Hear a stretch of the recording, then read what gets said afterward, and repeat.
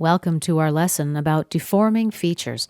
Let's begin by activating the Deform command. We go to Insert, Features, Deform. The Deform tool is similar to the Flex tool in that it creates approximate geometry and is not always suitable for production data, so do keep this in mind when you're using this tool. Having said so, let's select a deform type, point, and I'll select this vertex here. Next, we specify the deform direction, for example, this edge. And the deform distance, let's say 10 millimeters. And we'll enter a distance value in the deform region control area also.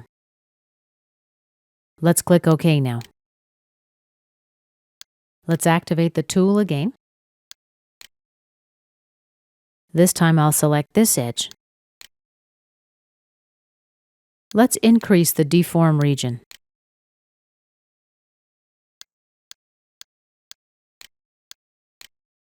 I'm going to click OK.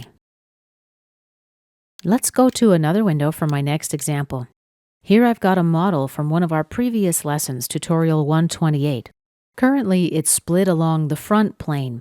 I need to split it along the right plane. Let's navigate to the sketch, right-click, and select Edit Sketch Plane. Currently, front plane is selected.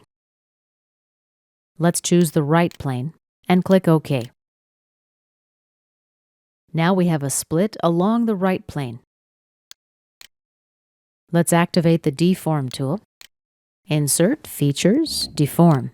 And let's try the curve-to-curve method. First, we select the initial curve. I'm going to select this edge here. Then we select the target curve, this spline. Lastly, we specify a fixed edge,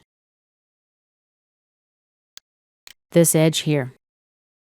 Now be sure for this selection you've got an edge selected, not a face. Let's click OK.